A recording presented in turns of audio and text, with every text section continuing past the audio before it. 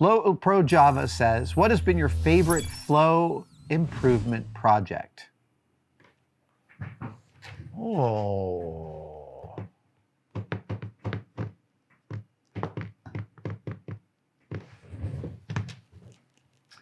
I have to say, over the years, it has been the Sordos sorting box system.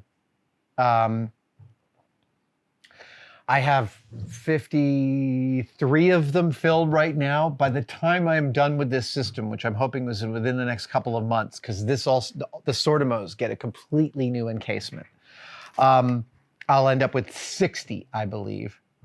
It's a lot of them. But like the fact that I can look at a few square feet of a wall and obtain everything from cap head screws to costume jewelry to springs to pneumatic valves to Dremel stuff to bearings and bushings of every kind of stripe. It is a stunning achievement in mechanical design. The Sordos are, we released them on AdamSavage.com last year. And like I'm charging as little as I can because it costs a fortune to get them here from Germany, et cetera. Hold on just a second. I don't know where the tissues are, so I'm gonna use a paper towel.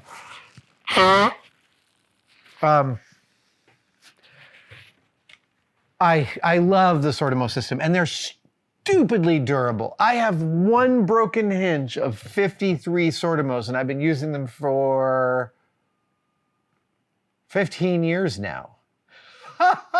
Wow, yeah, 15 years. Yeah, it's super durable, absolutely the best addition to my flow. Oh, right, Ian Rigby says, you've talked about and toured other workshops and maker spaces before. Are there any that really stand out? I know you love Tom Sachs' space. I do. Tom has a great way of setting up his space to be just a beautiful oasis. Are there any others that make you feel at home? Yeah, ThinkBox in Cleveland. I loved that space. I loved the philosophy of the space. I loved the feel of it. My hands itch walking into that building. Also, Mark Fuller, the proprietor of the Wet Design, the guys that do the Bellagio fountain, have an amazing shop that is very different than any shop I will ever set up, but a magnificent thing to see. I talked about this a few weeks ago. They set up a makerspace for their employees in their design studio, which is this big set of buildings down in Los Angeles. And the makerspace is just this, it's like if cost and size were no obstacle. It's hundreds of square feet, really nice and big tables, tools everywhere, but every tool has a specific location and it is outlined and it's got a label, and it's just like you leave one clamp out of place, it's really clear where it goes and that you left it out of place.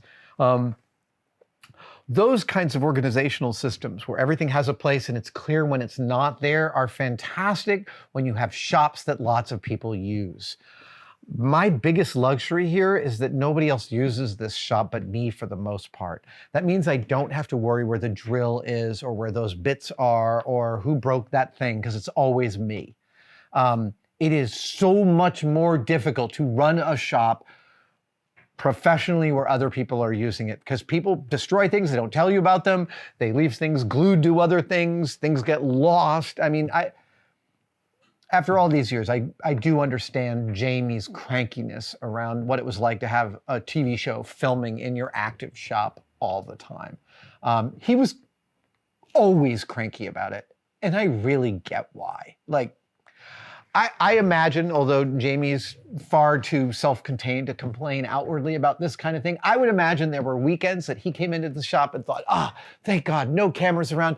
Let me set my mind free and work and they couldn't find a tool. And he was like, those bastards. I'm positive that happened. Like I said, whenever you're in a shop that feels good to you, take some pictures. It's worth going back over that stuff. I do a lot of crawling every night on this shift over. I would take pictures at the end of the day, go home, moon over them in bed at night. Michael Schnell says, do you have any opinions on utilizing the ceiling of a shop? Seems like the biggest untapped area of a room. So both ceilings in these two shops are practically like the ceiling of a bar in terms of all the dumb crap that's up there that doesn't really matter to a shop space. In the next couple of months, we're going to be redoing the lighting here in my shop, Joey and I. And it's going to mean pulling everything out of the ceiling. And here are the systems that will exist in the ceiling of this shop. One will be air. I'm going to braze a full copper line and run it to the shop past all the main air areas that I have. The copper line will sit in the ceiling and the drops will come from that. There will also be electrical drops, retractable cords, which I will have at multiple locations. I was mapping this all out in my sketchbook last night. Then there will also be lighting, and there'll be multiple modalities of lighting. We have lighting for filming, there's lighting for me working, and then there's the dramatic lighting for when I throw events, parties, or fundraisers in this space, and also Norm really likes the dramatic lighting for his thumbnail pictures. So we often turn off the overheads and use pockets of light for the thumbnails to get more dramatic effect. We can build that kind of effect right into the ceiling when we're going. All that being said, I think that's about it for ceiling. I mean, if I could wave a magic wand, I'd have a chain hoist that would go across the whole shop. Unfortunately, the loft inhibits the chain hoist that I do have, and all it's doing currently is hanging 5 bicycles of mine. That's perhaps the most useful thing one could have in a shop, is a big central I-beam with a chain hoist that you can move anywhere in that shop that you want. That would be incredible. I love that idea. But sadly, my loft is a little too low for something like that. If I started to do real serious car engine work in here, I'd probably just get an engine hoist. But I don't have any plans to do that soon, so I don't see that happening. Oh, Peckenstein says, what shop infrastructure or organization idea did you have and implement that you thought was going to be a game changer, but instead turned out to be a dud? The number of times I have spent a day gleefully building something that turned out to be totally useless to me is how I came to the understanding that shop design is a process, not a plan. Your shop is never, ever done. Even now, where all my sanding tools, all the dust has been cleaned up and it looks so new, it's like a movie set, it's amazing.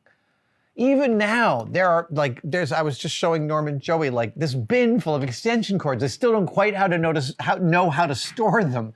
There are still shelves that need attention. There are whole bits of mess around that need addressing.